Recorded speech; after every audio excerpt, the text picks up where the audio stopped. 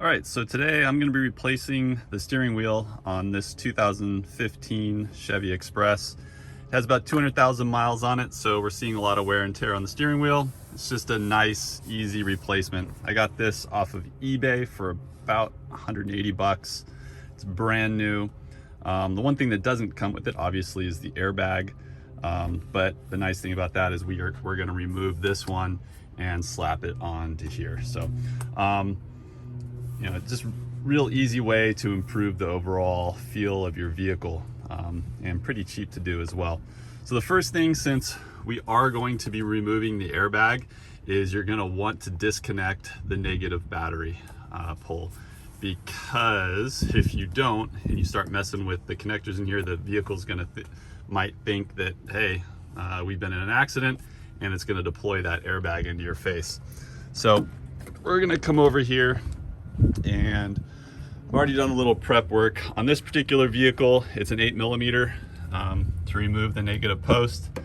So put that on there. It's hard to work with one hand here, but I did a little pre-prep work. So we're gonna take this, we're gonna set that aside, and make sure that it doesn't make connection with the battery.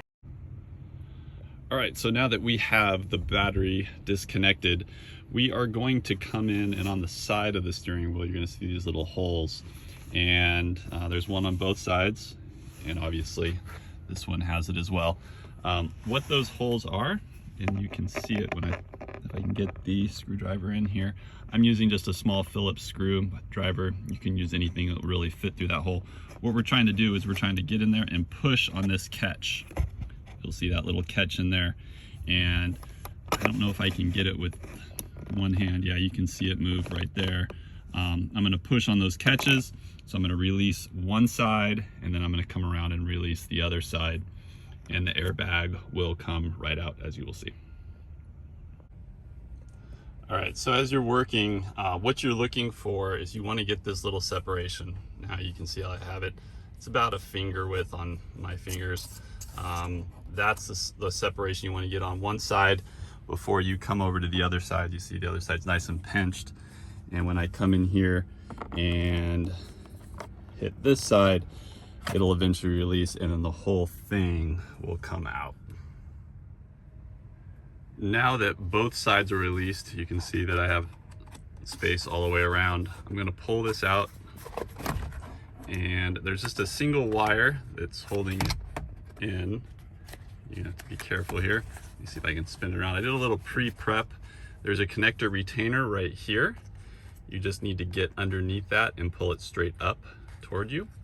And then I'm going to do this one-handed and hope I don't drop it. But you can see on either side, there's these little detents. You're going to reach in and you're going to push those, and the connector comes off, and the airbag separates.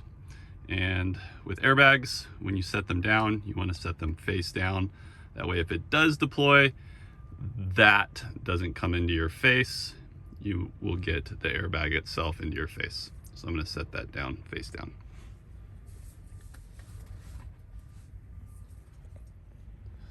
So once you have the airbag off, there's one connector in here, and I'm try to get in here and let you see it.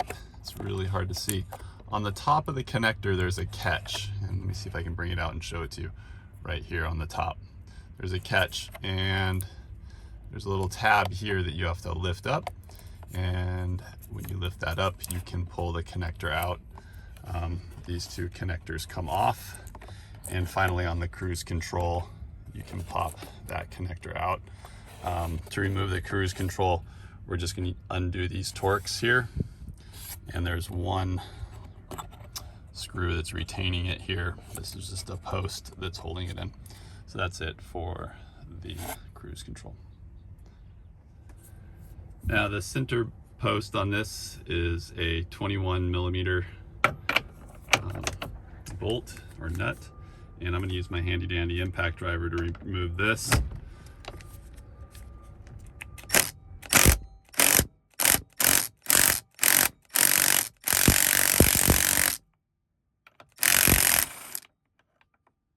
Now it came all the way off. What I'm going to do is I'm going to put it back on, because because what you're going to want to do is kind of wiggle this back and forth and pull it out, but you don't want everything to yank out at once. So once you get it unseated, then you can take this off and take everything out slowly. All right, so mine took quite a bit of encouragement.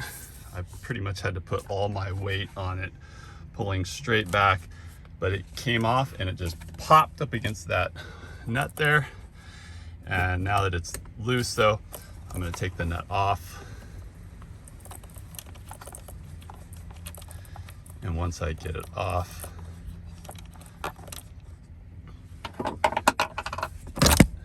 there we go, it comes right out. The steering wheel I bought was not designed for cruise control, so what I had to do is switch these two parts out with the other steering wheel. So in order to do that, you just remove these 4 Torx screws, and once you can get that undone, you can pull this straight off. This one comes off.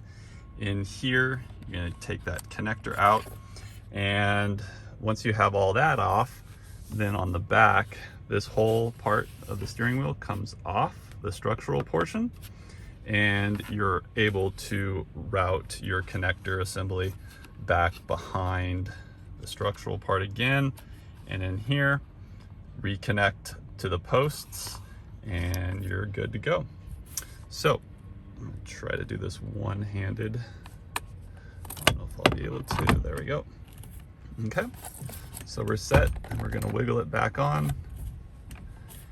And in order to do this properly, really, I'm gonna put the camera down, but assembly goes in reverse order. I'm gonna connect everything up and you're good to go. Good luck. Don't forget to like and subscribe.